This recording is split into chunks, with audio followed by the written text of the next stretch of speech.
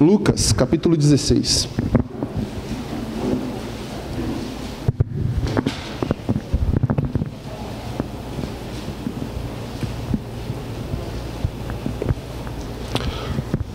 Os evangelhos, irmãos, eles têm o propósito de apresentar Jesus. Todos os evangelhos, eles têm o propósito de apresentar a obra de Cristo, o ministério de Cristo, os seus ensinos, quem ele é, a sua pessoa. E o evangelho de Lucas não é diferente. O evangelho de Lucas foi escrito para os pagãos e Lucas aqui tem o intuito, o propósito e o objetivo de apresentar Jesus a esse público. Ele lança a mão do filho pródigo. É somente no livro de Lucas que nós temos a parábola do bom samaritano. É somente no livro de Lucas que nós temos o relato da conversão de Zaqueu. E é somente no livro de Lucas que nós temos a história que nós vamos meditar nessa manhã. Eu quero perguntar para vocês, quantos aqui conhecem a parábola do rico e Lázaro? Quantos aqui? Levantem a mão, por favor. O pregador dessa manhã entende que aquilo não se trata de uma parábola. E nós vamos ver por quê. Abram comigo suas Bíblias, por favor, em Lucas, capítulo 16, a partir do verso 19. Diz assim a palavra de Deus. Ora, havia certo homem rico que se vestia de púrpura e de linho finíssimo, e que todos os dias se regalava esplendidamente. Havia também certo mendigo chamado Lázaro, coberto de chagas, que jazia à porta daquele, e desejava alimentar-se das migalhas que caíam da mesa do rico, e até os cães vinham lamber-lhe as chagas. Aconteceu morrer o mendigo e ser levado pelos anjos para o seio de Abraão. Morreu também o rico e foi sepultado. No inferno, estando em tormentos, levantou os olhos e viu ao longe Abraão e Lázaro no seu seio. Então, clamando, disse: Pai Abraão, tem misericórdia de mim, e manda a Lázaro que molhe em água a ponta do dedo e me refresque a língua, porque eu estou atormentado nesta chama. Disse, porém, Abraão: Filho, lembra-te de que recebeste os teus bens em tua vida, e Lázaro igualmente os males. Agora, porém, aqui ele está consolado, tu em tormentos. E além de tudo, está posto um grande abismo entre nós e vós, de sorte que os que querem passar daqui para vós outros não podem, nem os de lá passar para nós. Então replicou: Pai, eu te imploro que eu mandes à minha casa paterna, porque tenho 5 irmãos, para que eles dê testemunho, a fim de não virem também para este lugar de tormento. Respondeu Abraão: Eles têm Moisés e os profetas, ouçam-nos. Mas ele insistiu: Não, pai Abraão, se alguém dentre os mortos for ter com eles, arrepender-se-ão. Abraão, porém, lhes respondeu: Se não ouvem a Moisés e os profetas, tampouco se deixarão persuadir, ainda que ressuscite alguém dentre os mortos. Vamos orar. Senhor Deus, bendito seja o teu nome, Pai.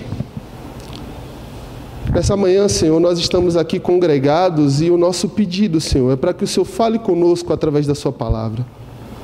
A palavra não é minha, a palavra não é do mensageiro, a palavra vem de ti para o teu povo, Senhor. Ó Deus, então, nos dê corações, Senhor, inclinados e faça de nossos ouvidos atentos a essa mensagem.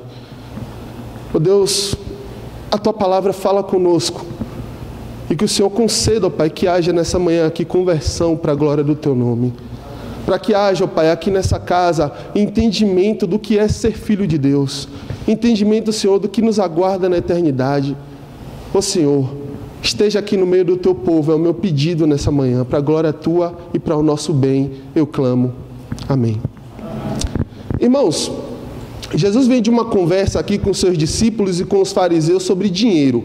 Volte comigo um pouco e vá até o versículo 13. O versículo 13 tem um resumo do que Jesus estava tratando aqui. O versículo 13 do mesmo capítulo que nós lemos diz assim: Ninguém pode servir a 2 senhores, porque ou há de aborrecer-se de um e amar ao outro, ou se devotará a um e desprezará o outro. Não podeis servir a Deus e às riquezas. Esse aqui é o resumo do ensino de Cristo no capítulo 16 de Lucas. Ele vem de uma conversa onde ele conta a parábola do mordomo infiel e ele está ali conversando com os seus discípulos e com os fariseus sobre o dinheiro. O dinheiro, irmão, sempre foi um dos assuntos que Jesus mais falou. E ele falou muito sobre o dinheiro porque ele sabe que o dinheiro não é algo neutro na nossa vida. Ele sabe que o dinheiro tem o poder de se transformar num Deus, num ídolo dentro do nosso coração. Mas note comigo o contexto. O versículo 14 nos diz a reação dos fariseus a esse ensino.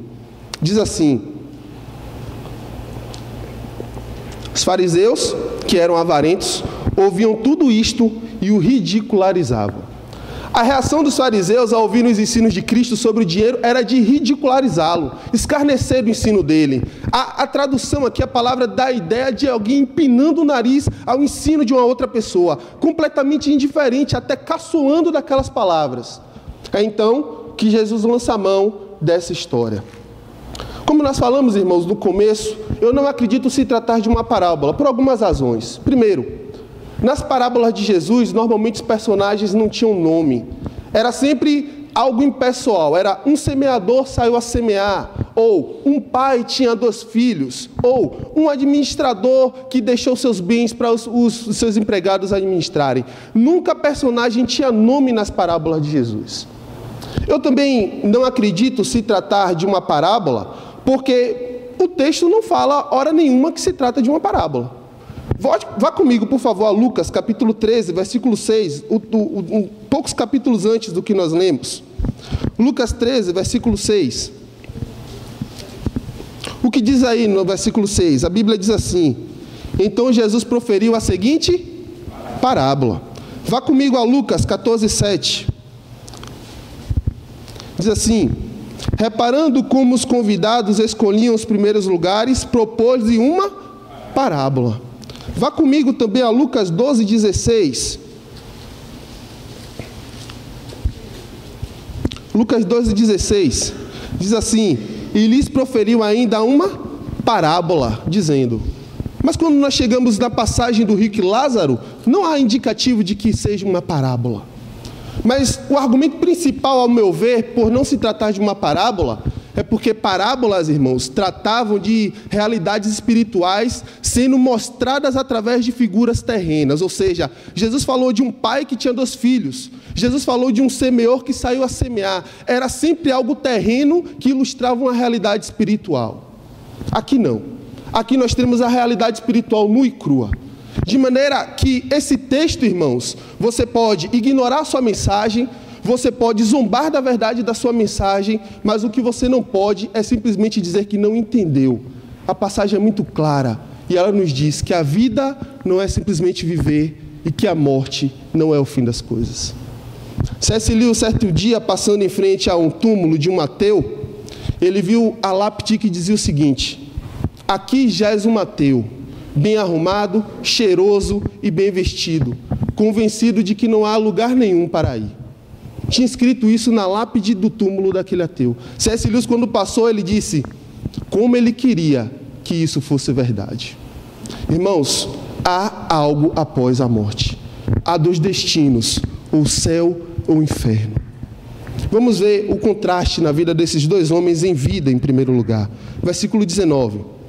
Havia certo homem rico, que se vestia de púrpura e de linho finíssimo, e que todos os dias se regalava esplendidamente. Era o estilo de vida daquele homem. Ele se vestia bem todos os dias. Não era feriado, não era em ocasião especial, não era quando ele ia ser padrinho de casamento de alguém. Ele se vestia bem todos os dias. Ele vivia, irmãos, a Bíblia diz, se vestia de púrpura e de linho finíssimo. Linho era aquele tipo de tecido que vinha do Egito. E púrpura era uma tinta que era extraída de um molusco do fundo do mar. Era algo caro. Era a veste dos senadores, dos príncipes, dos governadores daquele tempo. E aquele homem diz que ele se vestia de linho finíssimo. E todos os dias ele se regalava esplendidamente. Ele tinha empregados. Ele morava numa mansão, ele tinha carruagens à sua disposição, ele dava ordem e as pessoas obedeciam. Mas note o contraste ainda com a vida de Lázaro. Versículo 20. Havia também certo mendigo, chamado Lázaro, coberto de chagas, que jazia à porta daquele. Irmãos, Lázaro não era apenas pobre, Lázaro era mendigo. Lázaro não tinha nada. Lázaro, ele desejava comer as migalhas que caíam da mesa daquele rico. Migalhas que naquele tempo eram usadas para limpar os pratos com o resto que tinha do alimento, que eram usadas para limpar a boca dos convidados e que depois eram jogados aos seus cães. Lázaro desejava essa migalha, ele desejava se fartar do que o rico esbanjava. Nada nos é dito, irmãos, aqui sobre a origem da riqueza desse homem. Não nos é dito se ele era rico porque ele roubou alguém, porque ele matou o pai, porque ele assassinou o tio, porque ele desviou dinheiro público. Nada nos é dito aqui sobre a origem do dinheiro dele. Era um homem trabalhador, até onde sabemos. Era um homem que a sua riqueza não era de origem lícita, era de origem lícita. Ele era judeu, ele era religioso. Você vai ver mais tarde que ele chama Abraão de pai. Ele estava no templo, na sinagoga, todo sábado, fazendo seus sacrifícios. Não era um homem de vida devassa, não era um homem de vida depravada, era um homem que você olhando para ele, você não podia recriminá-lo de nada. E ele era rico e vivia esbanjando sua riqueza. Mas vá comigo, irmãos, ao versículo 22. Aconteceu morrer um mendigo e ser levado pelos anjos para o seio de Abraão. Morreu também um rico e foi sepultado. Quem morreu primeiro na passagem? Lázaro. A Bíblia diz, morreu Lázaro. Lázaro morreu, aquele mendigo que estava todo dia na porta daquele rico, aquele mendigo que todo dia estava lá, mendigando, ansiando se fartar dos pães, da migalha dos pães, ele morreu. E nem isso foi capaz de fazer com que aquele homem refletisse sobre a finitude de sua vida. Nem isso foi capaz de fazê-lo parar e ponderar um pouco sobre o seu destino eterno. Lázaro, que todos os dias estava lá, não reivindicava nada. Lázaro não pedia para ter a mesma vida daquele homem. Lázaro simplesmente queria se alimentar do que sobrava. Lázaro morreu um dia. Nós não sabemos como foi o sepultamento de Lázaro, mas podemos imaginar como foi o sepultamento do homem rico. Normalmente, sepultamentos naquele tempo, irmãos, as famílias, eles contratavam choradores profissionais. A pessoa, por mais humilde que fosse, pagava no mínimo um chorador profissional para o parente que acabou de falecer, senão ia ser muito desfeita com o defunto. Pessoas ricas pagavam 5, 6 profissionais que eram chamados de carpideiros. E eles iam à frente do caixão, chorando, rasgando suas vestes, jogando pó e terra sobre sua cabeça e pranteando, mas era tudo pago, era tudo contratado, tudo mentira, encenação. Irmãos, Lázaro não nos é dito nada sobre o seu sepultamento. Talvez os cães foram seus agentes funerários. Os cães que lambiam as chagas dele, talvez tenham sido o depósito do corpo daquele homem que, em vida, mas parecia um morto. Eu posso imaginar no sepultamento daquele rico, os familiares chegando e dizendo assim, era um grande homem, um grande pai, um grande irmão, um homem de bem, trabalhador, honesto. Os políticos da cidade fazendo grandes discursos, como ele era um cidadão honesto, de bem, que cumpria suas obrigações dia a dia. Os amigos falando como era o estilo de vida dele, como ele era alegre, como ele era feliz. Uma orquestra muito bem montada, tocando música de primeira qualidade. Assim foi o sepultamento daquele homem, irmãos. Coroas de flores sendo colocadas sobre o seu caixão. Especiarias com aromas riquíssimos, finíssimos, sendo depositadas no seu corpo. E aquele homem foi sepultado. Em meio a muitas pessoas, a muita gente, e Lázaro solitário mais uma vez. Esse foi o contraste em vida e foi o contraste na morte desses dois homens. Mas vá comigo ao versículo 22, e agora a história começa a inverter. Aconteceu morrer um mendigo e ser levado pelos anjos para o seio de Abraão. Morreu também o rico e foi sepultado. No inferno, estando em tormentos, levantou os olhos e viu ao longe Abraão e Lázaro no seu seio. Permita-me fazer uma pequena explicação aqui. Seio de Abraão, irmão, se refere a um banquete, não a um lugar. Seio de Abraão naquele tempo, os banquetes, as pessoas reclinavam nos seios dos outros para poder se alimentar, porque a mesa era baixa. Então ali está se referindo que Lázaro, o mendigo, estava num banquete, ele estava se banqueteando. Mas agora aquele rico, no inferno, levanta seus olhos e vê Lázaro, que em vida não tinha nada, e ele que tinha tudo, e ele fica desesperado. Os homens sempre tentaram, irmãos, apagar a doutrina do inferno da doutrina bíblica. Eles sempre tentaram empurrar para debaixo do tapete a realidade do inferno. Deixa eu dizer uma coisa para você, quem mais falou sobre o inferno foi Jesus Cristo. Se você pegar as palavras de Paulo, Pedro, João, Lucas e somar, não dá metade do que Jesus falou sobre o inferno. Porque é muito melhor falar sobre o inferno do que ir para lá. E os homens tentam negar essa verdade, irmãos, de várias formas. Eles dizem, não, o inferno é aqui mesmo. Você já ouviu isso alguma vez? O inferno é aqui mesmo. Aqui é o inferno. Meu irmão, se aqui é o inferno, olhe para o mal, olhe para a natureza, olhe para quantas coisas boas Deus criou, e você olha para tudo isso, você diz que isso é o inferno? As pessoas dizem assim, não, o inferno não existe, o inferno é a reencarnação, você vai voltar várias vezes, e vai voltar, e vai voltar, e vai voltar. Esse texto põe uma pedra sobre isso. Hebreus 9:27 diz, ao homem está ordenado morrer uma só vez, vindo depois disso o juízo. O grande erro dos homens, irmãos, é achar que vão viver o tempo inteiro quebrando a lei de Deus, quebrando os mandamentos de Deus, e nunca vão pagar por isso. Deus não escalou um anjo como detetive para dar uma porrada em mim e você, dar uma bordoada com a vara toda vez que nós pecamos. Há um dia em que Ele vai julgar todas as pessoas, através de Jesus Cristo. Há um dia marcado no calendário divino para o julgamento e o juízo. Esse homem não se preocupou com sua vida, com sua alma. Todas as provisões dele foram para o seu corpo. Você percebe? Era roupa, comida e festa. Ele viveu sem se preocupar com sua alma, até que acordou, morreu, abriu os olhos, estava na condenação eterna. Mas vá comigo, veja o apelo que esse homem faz a Abraão. Ele diz, clamando, Pai Abraão, tem misericórdia de mim e manda Lázaro que molhe em água a ponta do dedo e me refresque a língua. No inferno, ele orou. Ele que passou a vida inteira sem talvez orar nenhum dia, sem colocar seus joelhos diante de Deus, no inferno agora ele ora. Ele olha para Abraão e diz, Abraão, meu pai, tem misericórdia de mim? Manda que Lázaro molhe o dedo. E eu pergunto para você, qual a diferença que uma gota d'água faz em meio ao incêndio, em meio a chamas? Qual a diferença? Há alguma diferença que uma gota d'água pode fazer no incêndio?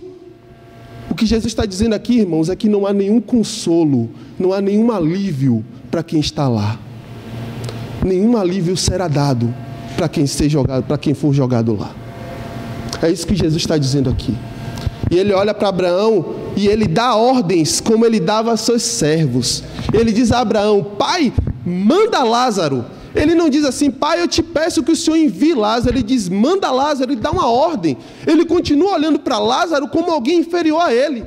Ele continua olhando para Lázaro como ele olhava para os seus servos, seus empregados. Ele dizia, pai, manda Lázaro ir lá. Manda Lázaro molhar o dedo e vir aqui para me refrescar.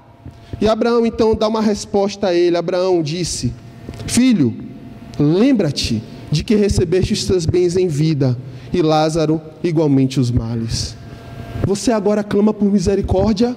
Você agora clama por esse mendigo que jazia à porta da sua casa todos os dias? Você agora quer ser consolado por ele? Mas o que você fez com a sua riqueza? O que você fez por ele? O que você fez quando você teve a oportunidade de dispor daquilo que Deus te deu para abençoar a vida de uma outra pessoa? O que foi que você fez? Você recebeu os seus bens em vida e Lázaro apenas males. Ele agora está aqui se banqueteando enquanto você implora por uma gota d'água. Lázaro, que implorava por migalha de pão, agora está num banquete. E o rico que estava num banquete, agora implora por gota d'água.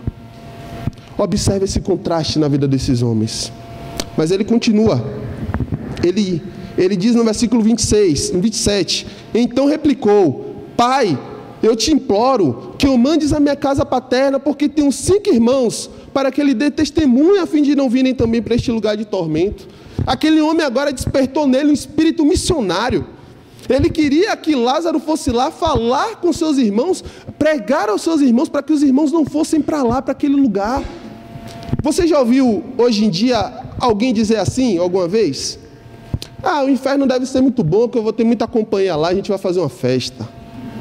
O inferno vai ser muito bom, eu quero ir para lá porque meus amigos vão estar todos lá, minha família vai estar toda lá, vai ter um bocado de artista lá. Você já ouviu alguém dizer isso alguma vez? Zombar da realidade do inferno dizendo isso? O inferno não é lugar de festa, o inferno é lugar de tormento. Não foi isso que o rico disse aqui. Meus irmãos venham para cá também para a gente ficar aqui todo mundo junto, aqui fazendo uma farra. Não foi isso que ele falou. Ele disse, manda Lázaro avisar para eles não virem para esse lugar terrível. Irmãos, o inferno é lugar de choro e ranger de dentes. O inferno é lugar de trevas eternas. Eu sei que hoje em dia falar sobre isso não é politicamente correto. Eu sei que hoje em dia tocar nesse assunto fere muita gente, mas acredite, é muito melhor você ouvir sobre isso e se arrepender agora do que passar a eternidade condenada lá. Você pode perguntar nessa manhã: Tiago, onde é que fica o inferno? Que lugar fica o inferno? O inferno fica no final de uma vida sem Deus. O inferno fica lá, no final de uma vida sem Deus. E agora aquele homem clama: Senhor, manda Lázaro lá falar, manda Lázaro voltar dos mortos, reencarnar, ressuscitar, sei lá que termo for, manda ele lá falar com os meus irmãos para eles não virem para cá. E Abraão novamente nega a oração daquele homem, dizendo: ele tem Moisés e os profetas, ouçam-nos. Eles têm a palavra de Deus, eles têm a Bíblia, eles têm a palavra de Deus sendo pregada para eles, que eles escutem. Irmãos, isso aqui é interessante para nós. Os homens sempre tentam encontrar substitutos para a palavra de Deus, não é verdade? Sempre tentam. É o evangelho dos milagres, é o evangelho do homem que foi no inferno e matou o diabo. Essa semana eu vi um vídeo de um pastor que disse que foi no inferno e matou o diabo. As pessoas amam ouvir falar sobre essas coisas místicas, sobre um evangelho que não está na Bíblia, sobre milagres, sobre sinais, um evangelho místico. Abraão aqui diz: não, eles têm a palavra de Deus, eles têm a palavra, eles têm a escritura, que eles escutem, que eles creiam, que eles se arrependam, e então o destino deles será diferente. Nessa manhã, você está ouvindo a palavra de Deus. Nessa manhã, você está ouvindo o único meio pelo qual o Espírito Santo atua para converter alguém. Nessa manhã, você está diante da palavra de Deus, em que você é posto e você pode ver o seu pecado.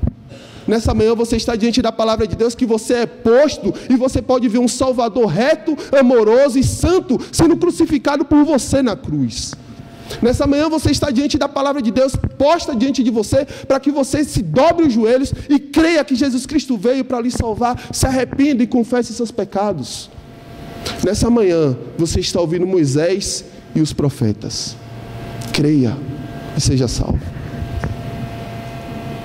Mas esse homem, ele é relutante com Abraão. Ele disse: Abraão, manda Lázaro molhar o dedo, manda ele lá. E Abraão sempre negou os pedidos, então ele tem mais um. Ele replica a Abraão novamente. Ele diz aqui, no versículo 30, ele insistiu: não, pai Abraão, não, você só está errado, pai Abraão. Se alguém dentre os mortos for ter com eles, se arrependerão, arrepender-se-ão. Abraão, porém, lhe respondeu: se não ouvem a Moisés e aos profetas, tampouco se deixarão persuadir, ainda que ressuscite alguém dentre os mortos. Abraão fecha a porta, irmão, do misticismo, e ele diz: é uma palavra de Deus que convence um homem, o Espírito Santo convence um homem através da palavra, do pecado, da justiça e do juízo. A conversão se dá pela pregar, pelo ouvir a palavra de Deus. É isso que Abraão diz a ele.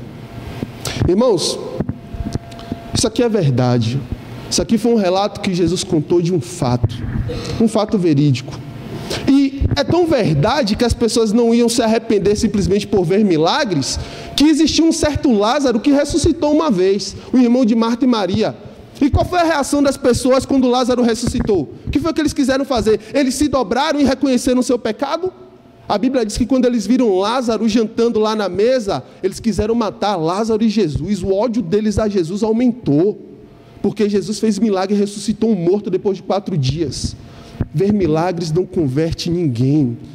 Ver milagres não converte um coração. Ver milagres não tem o poder de dar um novo coração ao homem que tem um coração duro. É Cristo quem faz a obra. É Jesus Cristo que amolece a pedra. É a palavra de Deus que esmiuça a pedra. E é o Espírito Santo que nos convence do pecado. Irmãos, caminhando aqui para as nossas conclusões, eu admito que essa foi a parte mais difícil do sermão para mim. Não porque falta aplicação, mas porque tem aplicação demais nesse texto aqui. Primeiro de tudo, o que é que nós não aprendemos com esse texto? Eu quero caminhar com você, o que é que nós não aprendemos dessa história? Em primeiro lugar, irmãos, eu creio que nós não aprendemos que uma pessoa é salva por ser pobre e que uma outra pessoa é condenada simplesmente por ser rica. Não é isso que essa passagem ensina para a gente. É muito fácil você ler essa passagem e enveredar por um evangelho social. Essa riqueza desse homem foi conseguida de maneira ilícita, ele oprimia os homens, ele era desonesto, e Lázaro era pobre, oprimido, e teve uma oportunidade de se regenerar e foi para o céu por causa disso. Não é isso que o texto ensina. O problema desse homem não era a riqueza dele, o problema dele era a riqueza sem Deus. O problema dele é que ele transformou a sua riqueza no ídolo, transformou a sua riqueza em mamon, no seu Deus, aquilo que ele vivia. Ele vivia para o dinheiro, pelo dinheiro. Ele vivia simplesmente para se satisfazer os seus sentidos, festa, roupa, alimento, tudo de bom. O problema dele não era o dinheiro, o problema dele é que o dinheiro tinha dominado o coração dele. Da mesma forma, irmãos, Lázaro não foi para o céu simplesmente por ser pobre. Tem muito pobre que vai acabar condenado. Lázaro foi para o céu porque ele creu na graça de Deus. Lázaro foi para o céu porque ele foi convertido. Lázaro foi para o céu porque ele foi regenerado. Um dia ele se viu como pecador, ele estendeu as mãos e Deus o resgatou da podridão do pecado. Esse texto não nos ensina, irmão, salvação por condição social. O que é que ele nos ensina então? Eu quero caminhar aqui com vocês e vermos algumas aplicações. Primeiro, não há substitutos para a palavra de Deus. Não há substitutos. Você pode tentar, numa estratégia de evangelismo, passar um filme ou tocar uma música que toque o coração das pessoas e fazer apelo para que as pessoas levantem a mão. Não há substitutos para a palavra de Deus. A fé vem pelo ouvir, e ouvir a palavra de Deus. Eu não me envergonho do evangelho de Cristo, porque é o poder de Deus para a salvação de todo aquele que crê. É o evangelho pregado. É o evangelho pregado que pode entrar na vida de uma pessoa, de um malfeitor, e transformá-la em alguém novo. É o evangelho pregado que pode entrar na sua e na minha vida e nos transformar no que nós somos hoje, filhos de Deus. É o evangelho pregado que pode chegar lá e Jesus Cristo, através dele, quebrar as algemas que ligam você ao pecado. É o evangelho pregado que pode salvar pecadores, irmãos. Não há substitutos. Numa estratégia de evangelismo, pregue o evangelho. Fale de Cristo, fale de quem Ele é, fale do que Ele fez, fale da sua obra na cruz. É o evangelho que salva vidas. É o evangelho que vem sendo pregado há séculos, que tem transformado pessoas que não valem nada em pessoas ricas diante de Deus. Esse relato também, irmãos, ele deveria envergonhar os defensores da teologia da prosperidade. Se você olhar para esse texto com os óculos da teologia da prosperidade, quem seria salvo aqui na história? O rico. O rico seria salvo. Olha, ele tinha casa, ele tinha mansão, ele era rico, ele vivia de uma maneira esbanjadora. Quem é que tinha o favor de Deus aqui olhando para esse texto? Era o rico. Lázaro era um miserável, pecador, cheio de chaga, que os cães eram sua companhia, ele não tinha nada. Olhava para Lázaro, era digno de pena. Talvez quando ele morreu, houve alívio naquela rua, porque não tinha mais um mendigo ali na porta daquele ricaço. Irmãos, à luz da teologia da prosperidade, o rico talvez fosse justificado. Mas deixa eu dizer uma coisa para você. Nem sempre aquilo que você é, aquilo que os homens são diante de outros homens, é o que eles são diante de Deus. Grave isso no seu coração. Não importa a sua posição diante dos homens, o que importa é a sua posição diante de Deus. Quem Deus diz que você é. Uma outra coisa que eu me perguntei lendo esse texto, eu faço essa pergunta para você também. A sua preocupação hoje é maior do que a desse miserável pecador no inferno, pelos seus parentes, pela sua família, pelos seus amigos? Sua preocupação hoje é maior do que a dele? Você que foi salvo, você que foi redimido, você que foi resgatado, a sua preocupação tem que ser maior do que a desse homem. Um dia, irmãos, Jesus Cristo entrou na sua vida, Jesus Cristo lhe salvou. Jesus Cristo, como diz a palavra de Deus, Ele te tirou do reino das trevas para o reino do Filho do seu amor. E a sua preocupação e a minha preocupação hoje são com aqueles que nós amamos. Qual o destino eterno deles? Você tem pregado o Evangelho em vida? Você não vai ter outra oportunidade. Não adianta, depois que morreu, pedir a Deus para fazer um sinal na vida de seus filhos para que eles se convertam. Pedir a Deus para mandar um anjo pregar o evangelho à sua esposa para que ela se converta. Sua preocupação hoje é maior do que a desse homem condenado. Irmãos, nós deveríamos nos envergonhar. Eu me envergonho, porque muitas vezes eu calei quando eu deveria falar. Eu calei quando eu deveria pregar o evangelho. E isso aqui é para nós, irmãos, para nós refletirmos como nós temos encarado a salvação que nós recebemos um dia. Aquilo que aconteceu em nossa vida deve ser proclamado nos telhados. Sua preocupação deve ser maior do que a desse homem. Mas Lucas 16 também, irmãos, fala com aqueles que perderam parentes próximos, que eram salvos. Isso aqui é extremamente útil, irmãos, para você que perdeu alguém que ama e que essa pessoa é salva. Olhe para esse texto e veja onde ela está hoje. Olhe para esse texto e veja que do lado de cá era guerra, luta e tristeza, sofrimento, dor. Do lado de cá havia um inimigo que rondava como um leão buscando a quem pudesse tragar. Do lado de cá há choro, há lágrima. Do lado de cá dessa vida nós experimentamos muita tristeza. Mas basta fechar os olhos. Em 1 minuto no céu vai ter valido mais a pena do que toda essa vida aqui. A palavra de Deus diz isso. Que nem olhos viram, nem ouvidos ouviram, e nem penetrou no coração humano aquilo que Deus tem guardado para aqueles que os amam. 1 minuto no céu vai valer mais do que toda a vida de uma pessoa santa aqui na terra. Como a história daqueles 2 cegos, que o seu amigo, um estava falecendo e o amigo buscando, os 2 eram cegos, buscando uma maneira de consolar um ao outro, e um que ia ficar sozinho e o que ia partir, os 2 eram salvos, e o que ficava dizia para o seu amigo no leito de morte: calma, meu amigo, calma, falta só mais um pouco e você vai ver seu Salvador. Só mais um pouco, e você que passou a vida inteira aqui na terra sem poder contemplar as belezas de uma vista, de uma natureza bem feita, de uma obra de arte, você que passou a vida inteira sem enxergar nada, vai abrir os olhos no céu e vai contemplar seu Salvador, vai contemplar Cristo, e tudo isso vai valer mais a pena do que sua vida aqui. Você vai abrir os olhos no céu e você vai ver que lá não há choro, pranto, dor, tristeza. Lá há Cristo em uma eternidade de bem-aventurança. Olhe para Lázaro. Ele não tinha nada. Ele agora estava se banqueteando na companhia dos santos de Deus. Lucas 16 fala, irmãos, para aqueles que perderam parentes próximos. Agora, eu quero encerrar com a última aplicação, falando com você que talvez ainda não tenha se rendido a Cristo. Não são os seus sofrimentos que vão levar você para o céu. São os sofrimentos dele na cruz. Não são os seus sofrimentos aqui na terra que vão abrir as pesadas portas de entrada do céu. Você só vai ouvir o vinde benditos de meu Pai se o sangue de Cristo estiver derramado sobre você. Não há salvação fora de Cristo. Não há salvação fora do Evangelho.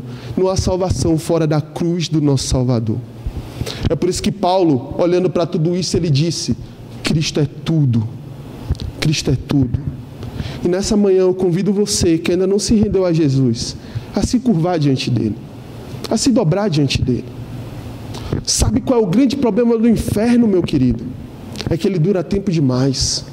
Ele dura tempo demais. Você enfrenta alguma dificuldade aqui na terra, mas você tem esperança de que um dia você vai passar aquilo. Você enfrenta alguma dificuldade, mas você diz: não, amanhã vai ser melhor, o ano que vem vai ser melhor, eu vou superar algum dia. O inferno rouba isso de você. Se você tirar 1 ano de 1000 anos, você não tem mais 1000 anos. Se você tirar 1 ano de 1 milhão de anos, você não tem mais 1 milhão de anos. Mas tire 1 milhão de anos da eternidade, quanto resta? A eternidade. Tire 1 bilhão de anos da eternidade, quanto resta? A eternidade. O problema é que o inferno é tempo demais. E hoje Jesus convida você. Ele que ressuscitou dentre os mortos, Ele que é a essência do Evangelho, Ele está aqui nessa manhã e Ele fala com você: venha, venha a mim. Venha a mim que morri por você na cruz, se você crê. Venha a mim porque hoje eu quero justificar você, enquanto amanhã eu vou condenar você. Venha enquanto há tempo. Venha hoje, venha agora. O livro de Hebreus faz uma pergunta que nenhum homem pode responder: como escaparemos nós se negligenciarmos tão grande salvação? Como você vai escapar?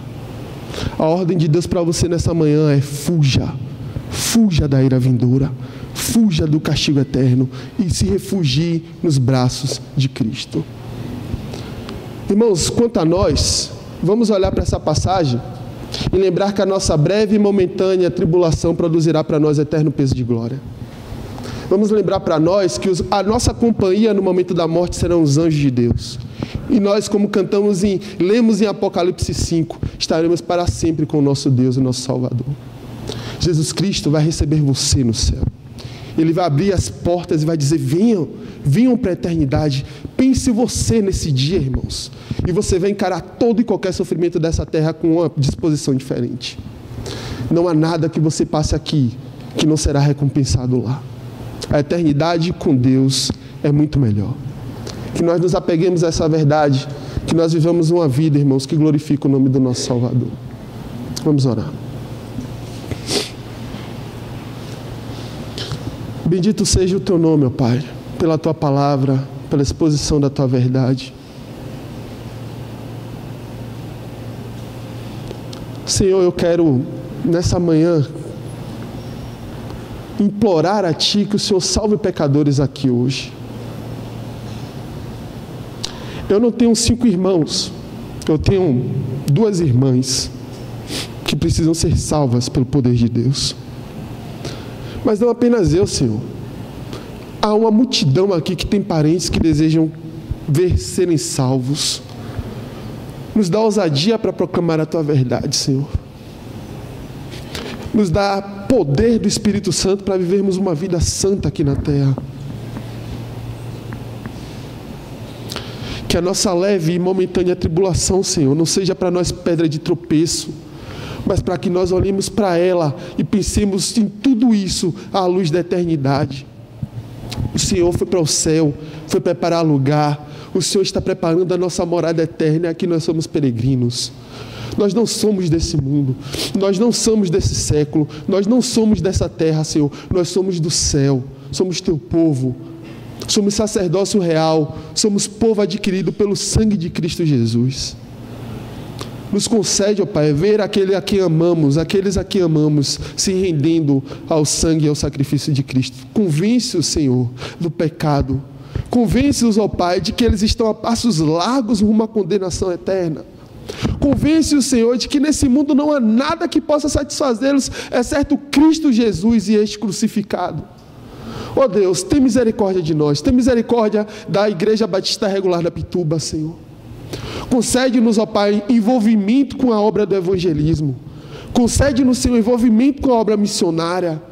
Concede-nos, Senhor, um coração disposto a colocar aquilo que o Senhor nos deu como instrumentos para a Tua glória aqui na terra, Senhor. Que nós possamos abrir o nosso coração para a doação, para o altruísmo, Senhor, para aquilo que possa abençoar a vida do meu irmão, que muitas vezes está necessitado do meu lado. Oh Deus, abre o nosso coração para isso, nos dá ouvido, Senhor, para ouvir a Tua verdade, joelhos reclinados diante da Tua palavra, e que nós nos prostremos diante dela para o nosso bem e para a Tua glória, Senhor. Faz isso, ó Pai, aqui nessa manhã, transforma vidas, salva pecadores, exalta o Teu nome nessa casa, porque esse é o nosso desejo. Eu te peço tudo isso, em nome de Jesus. Amém. Pastor Marcos tem a palavra.